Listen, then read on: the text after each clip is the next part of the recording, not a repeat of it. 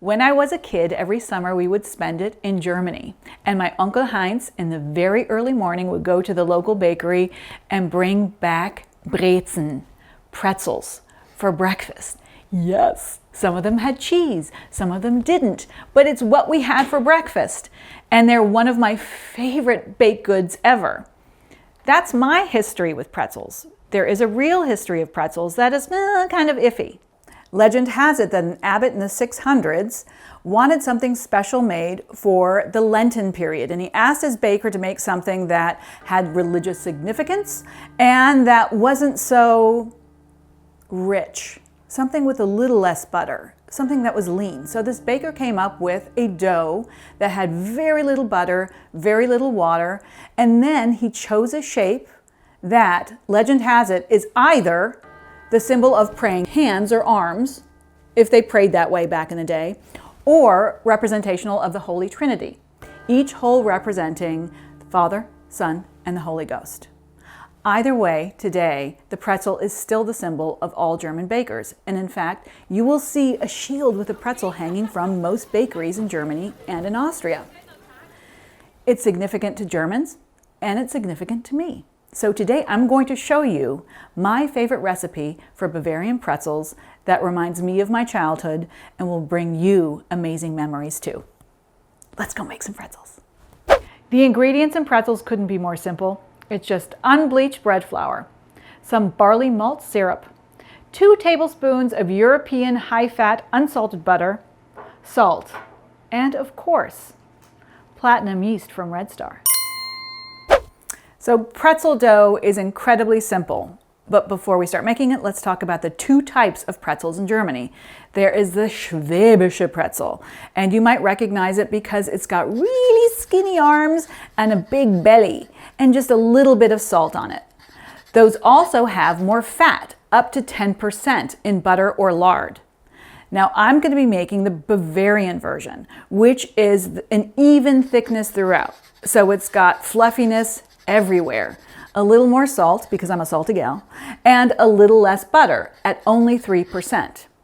And we're going to start with cold water. And I start with cold water because this is such a lean dough, it's only a 50% hydration, that's not a lot of water, it takes a while for this to mix. And if you're mixing for that long, the dough gets really hot. So starting with some very cold water is a really great thing. It will slow down the process because the second we start adding the yeast, you're going to start heating it up and you're going to get some expansion, right? It's going to start being happy because it's warm. So start with cold water and the process will go a little more slowly. Speaking of yeast, I'm going to be using Platinum by Red Star, my favorite instant yeast. And what is so fabulous about it, aside from the fact that it's perfect for this kind of dough, is that I'm going to add it directly to the flour. And so it goes straight in, no blooming needed, no fancy stuff, no extra water, straight in. It's that easy. Now, what's interesting about pretzels, low hydration, really stiff dough, it also doesn't get the traditional 2 bulk rises. So you get the first initial bulk rise in most bread doughs, and then you let whatever your product is after shaping rise again. Pretzels are lickety split, very little rise time. And so using a yeast like Platinum allows you to get all the power from the yeast when you're not doing a lot of that legwork of the first proof and the second proof. So it's going to give you a guarantee that you're going to get a beautiful rise and just in time for your delicious pretzels. So into this, we're going to be adding our flour and the yeast and some malt syrup. So malt syrup gives it a very particular flavor that is almost like beery, which is fantastic. But if you do not have malt syrup, you can use brown sugar. So we're going to get that in first. And then of course we have some salt as well. I use fine sea salt. You can also use kosher salt. If you only have table salt, use half the amount. And that's because table salt is literally double as salty as both kosher salt and fine sea salt. Speaking of, salt's going to go in, boom, all of it. And then the flour, which is unbleached bread flour, and our gorgeous yeast. Yeah. the flour and the platinum yeast from Red Star all added, and we're going to start the mix. Butter doesn't go in yet. We want to develop the dough just a little bit so that some of that gluten is produced, and then we'll add the butter, which is only 2 tablespoons. I call butter the Spanx of flour, and it's because what it does is it coats the flour and makes some of it unavailable to produce gluten. So you always want to mix it a little bit first so that once you add the butter, you have some gluten structure that is robust and moving and shaken. And then you can add the butter, and it makes things a little more supple and delicious because it is butter. The specific kind of butter I have is a European cultured style butter, which has a slightly higher fat content, which is how it would be in Germany. But if you just have regular old unsalted butter, you can use that as well. Only 2 tablespoons. So I have a little bit of development. It doesn't need to be fully smooth. So I'm going to add my 2 tablespoons in small bits, like a little fairy.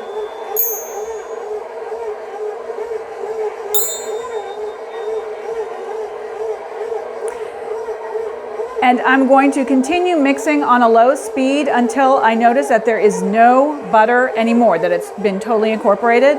And then I'm going to slightly raise the speed.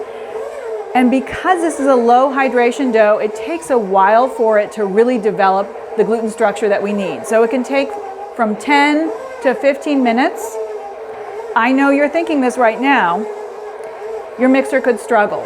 So feel free to stop the mixer after 5-7 minutes and start mixing by hand. If you're a little worried, always give your mixer a little touch to see if it's getting warm. But continue mixing until you get to window pane, where when you take a small amount of that dough and you stretch it and it doesn't tear anymore. So we're going to continue mixing until we get that lovely window pane, and I'm going to turn it up just a little. Yeah.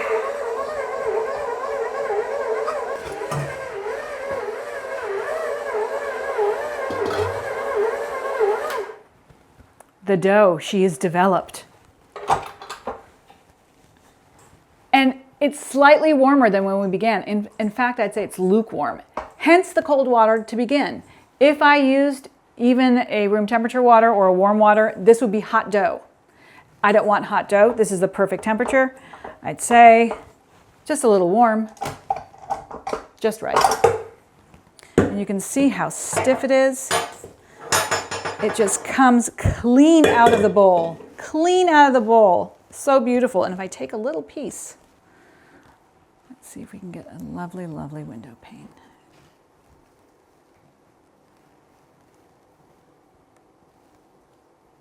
Unlike traditional bread doughs, you don't do the full double in size in a warm area.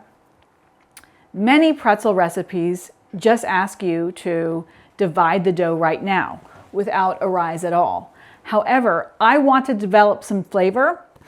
I like to spray my bowl, cover my dough, and let it rise for about 20 to 30 minutes to get some of that inflation, but also to start generating some flavor.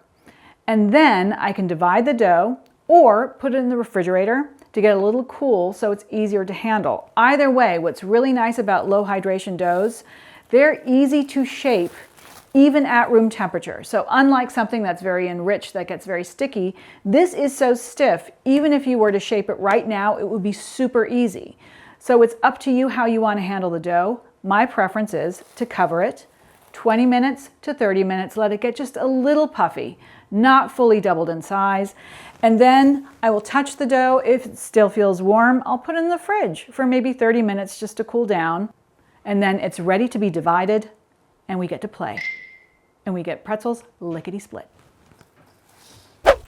I've allowed the dough to get a little poofy.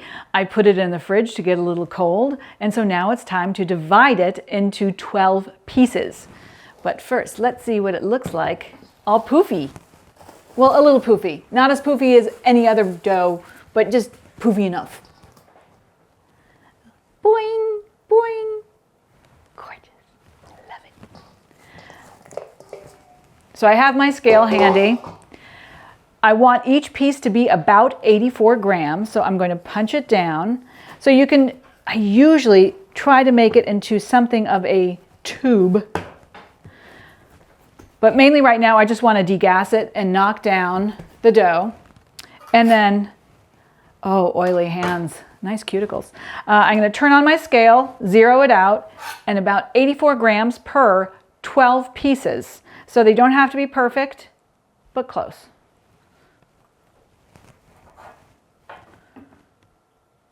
$79.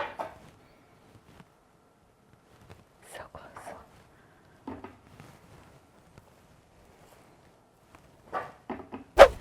Now it's time to make cigar shapes. So what we're doing is pre-shaping before we do our full pretzel extravaganza. And some people will make a full, almost like a bun round, which overworks the dough. It makes it too hard for it to rest, relax, and allow you to expand it because we're gonna get it really long. So right now we're just making a cigar that's about 8 or 9 inches long, and then we're gonna let it rest for about 10 minutes. So what I like to do is I will use my thumbs to tighten it up into a little log, like that. And then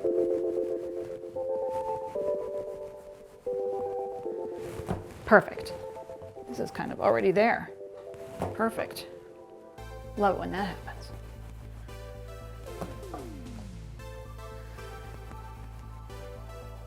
And you want them to be relatively even, but they don't have to be perfect. I'm gonna get some saran wrap, keep those covered as I work.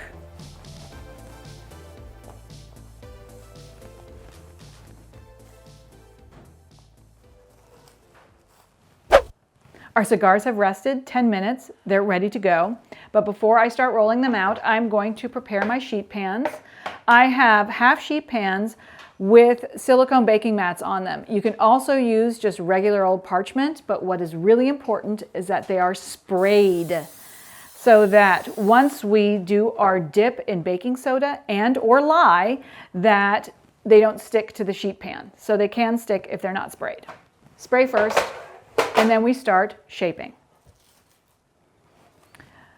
So you don't need flour, you don't need anything else on the counter, just you and your hands. And when you start, you're going to start with your hands on top of each other, and then you're going to start rolling, spreading your fingers out. You want to roll this to about 24 to 26 inches long. They get long. And you also want to concentrate on an even depth throughout. So this again is a Bavarian pretzel, and we want it to be even thickness everywhere. I will show you how to do the other kind as well, because you might be familiar with that as well, and you might want to tackle that shape. So the easiest way to do it is to make a U, or facing you, and then you crisscross here, you crisscross again, you take the two ends, you bring them over, and then you really give some force to it so that they attach themselves, and then you pull the pretzel shape. You want those 3 little things. And then 6 per sheet pan is perfect. Continue along the way. So again, Brezen, Bavarian pretzels, are even depth throughout. So I always start in the middle with my hands overlapping so that the middle has the perfect depth. And then you continue going out, rolling to about 24 to 26 inches long.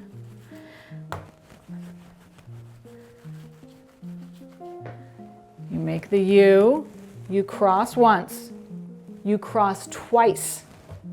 Then you bring the little nubbins down here, press hard, and then use your fingers to expand. Now, once you have graduated and gotten fancy, you can fling your pretzels. I'll show you how.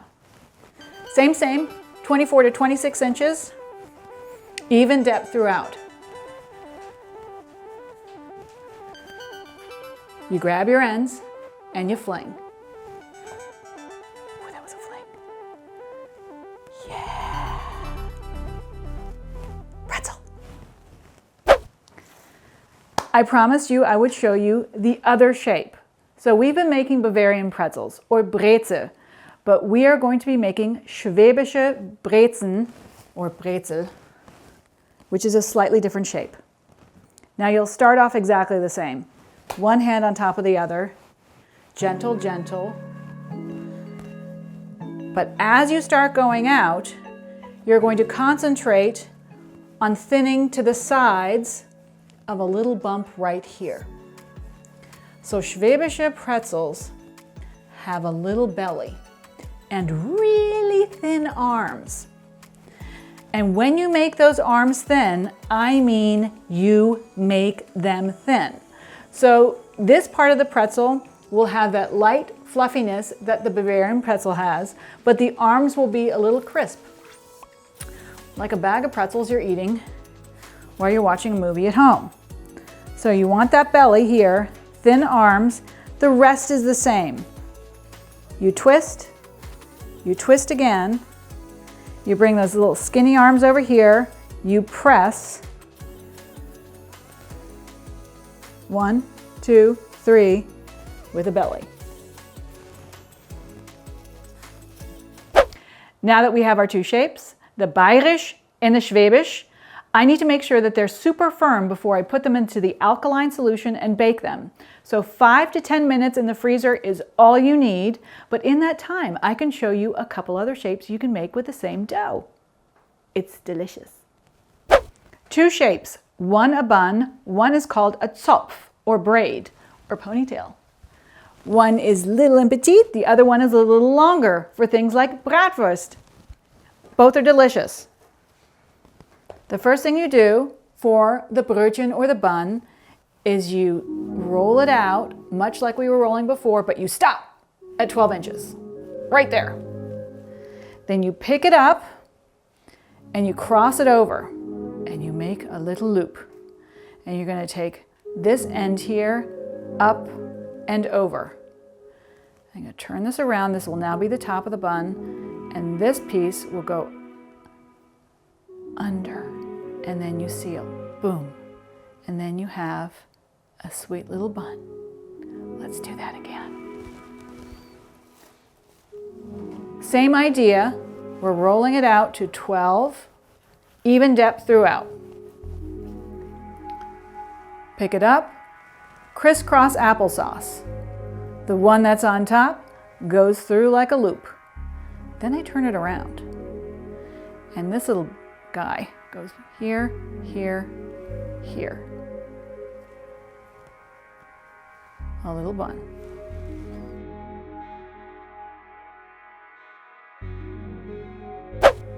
Our second extra shape is called a Zopf, or braid, also known as a ponytail. This one we are going to roll out exactly like the pretzels first. So 24 to 26 inches long, even depth throughout. It's here where it gets really fun. So you're going to put it lengthwise in front of you. And then you're going to make a lowercase b, just like that. Now you're going to take that long piece and thread it through, stick it off to the side. This loop here, you're going to make a figure 8 to the left. And then this guy, you're going to thread right through here. That's a Zopf, or a braid. Perfect for a little bratwurst. Our pretzels are nice and firm, straight out of the freezer. And now it's time to give them a dip, specifically an alkaline dip. In Germany, it would always be in lye. Now, lye is corrosive, but it's also delicious. So in the United States, a lot of recipes will give an alternative, like this one, baking soda, which is also very alkaline, not as alkaline. So there is a difference in the way the pretzels will look. They won't be as dark and shiny. Now, if you were going to make an official, a truly official Bavarian pretzel, you would use lye. And in fact, it's a part of a category of baked goods called Laugengebäck, lye baked goods. But let's do this first. I want to show you what it looks like and what it does. So the first thing you want to do is take your firm pretzel and you give it a dip. So the dip is baking soda mixed together with about 2 cups of water, a 1/4 cup of baking soda, 2 cups of water. Make sure that the baking soda has pretty much dissolved. And then you want to make sure that the pretzel, nice, it's not too flopsy, it's in there for 5 to 10 seconds, getting a nice little drink and coating in that alkaline solution. Now, why even bother doing the alkaline solution at all? Well, what it does is it increases the Maillard reaction. The Maillard reaction is that reaction in the oven that makes things brown. And what it does is it accelerates it, makes it darker. And that's why pretzels are so dark and shiny. That lye is super caustic and corrosive, but it's also super effective in creating that Maillard reaction. Baking soda, not so much, but not so bad. Just enough that it gets nice and brown. Now, when you do use lye, you have to wear protective gear. We don't have to with a baking soda, so that's good. And baking soda you probably already have at home. So easy to do, easy to find. But if you're feeling like you really want an authentic pretzel, you can get food grade lye online, no problem, and you can also get it at a lot of restaurant supply stores. So go check it out and make yourself some truly authentic pretzels, which we'll be doing in a minute. But let's try this one first. So once they have drained a bit, I'm going to give you one other option. Because the baking soda never makes it as dark as the lye, if you're feeling kind of crazy, you can brush some of them with a little egg wash, which is just 1 egg whisked together with a tablespoon of water. And that will also give it some shine and darkness. This is totally unofficial. So this is what we're going to do. I'm going to brush half of these with egg wash. The other half I'm just going to leave alone and have them dipped in the baking soda. And then I'm going to do a batch that's dipped in lye, and we'll see the difference and what all the fuss is about. Pretzels, they are the most dangerous pastry, and that ain't no lie. Or is it? I told you the alleged story of how the shape of pretzels came to be, but I did not tell you about lye. Why do you dip pretzels in lye? And legend has it, hundreds of years ago, in a monastery, because you can't have a story about pretzels without a monastery, there was the guy that was cleaning everything in the bakery, and he was cleaning with lye. And allegedly, he accidentally dropped a pretzel in the lye solution and did an oopsie, and then he took it out and put it back on the tray. So when they baked everything up, one of them was dark and shiny and delightful and had just this interesting taste to it. And so he had to come clean and say, get it? He was a cleaner. He had to come clean and say, I dipped it in lye. I don't know if that's really true. It's a great story though, but clearly that guy didn't look like this, with goggles and gloves and everything covered, because lye, when it's used as a dipping solution, although food grade and edible once baked, is a caustic material. So you want to make sure you have eye coverings, you have gloves on, that your arms are covered as well as possible. And that whenever you make a lye solution, you have it in a non-corrosive bowl. Stainless steel is best. The other things you need to do, you need to cover your workstation in parchment because 'tis corrosive, will make a mark, and make sure that you have a sheet pan with parchment and a stainless steel cooling rack so that any excess lye solution can fall onto the parchment. Most sheet pans are aluminum, and if it hits aluminum, it will corrode. So we're going to be super careful. The lye solution is 500 grams of cold water, and into that you pour, very carefully, 20 grams of food grade lye, which you can get online or at restaurant supply stores. And when you dip, no more than 10 seconds. So one at a time, you get it in there, you turn it around, you put it back onto the cooling rack so excess can drain. And then you continue. In, turn it around, 1, 2, 3, 4, 5. Take it out, let it drain. Don't do a lot of excessive shaking. don't do a lot of excessive wiggling in general, because you want to make sure that you don't splash back upon yourself. In Germany, they literally have a mechanism where you dip the pretzels in lye. It's stainless steel, it's very long, and you turn it over and you do them all at once. This is almost as good. You can only do one at a time, but that's fine. You just take your time.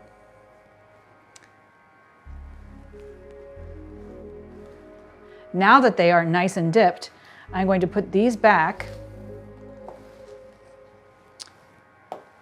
And you might notice that I have both kinds on my sheet pan. I have both Bavarian style and the Schwäbisch style with a big belly. The differences between the two do not stop there with a big belly. The other thing about the Schwäbisch kind with a big belly is that you slice the belly. So you score it. And you do it while it is super cold, and you do it almost to the very bottom of the sheet pan. And the reason is that when you bake pretzels, you don't add steam to the oven.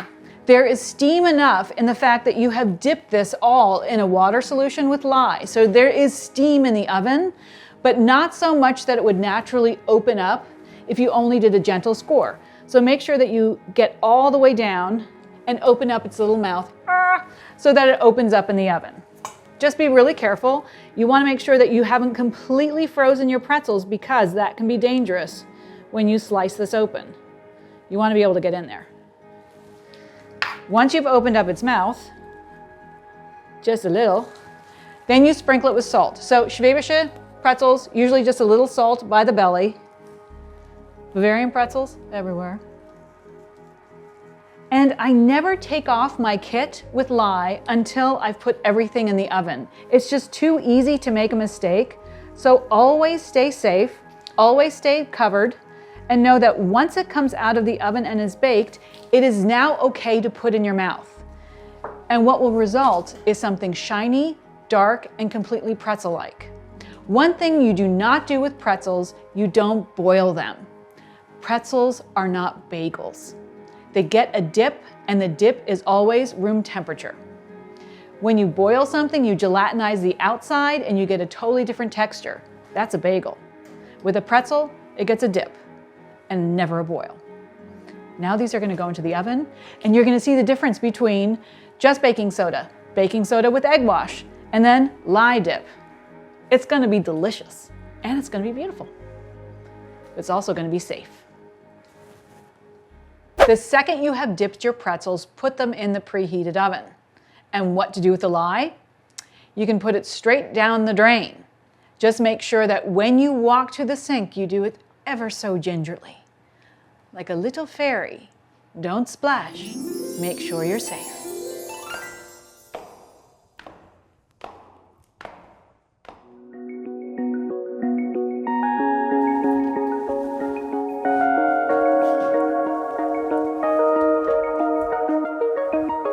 We have pretzels.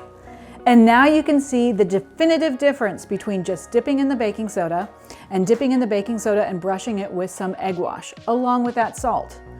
One is kind of dull, nice Maillard, but not great. The other one a little shinier, a little darker. But wait until you see it dipped in lye. It's going to be so much prettier, I promise.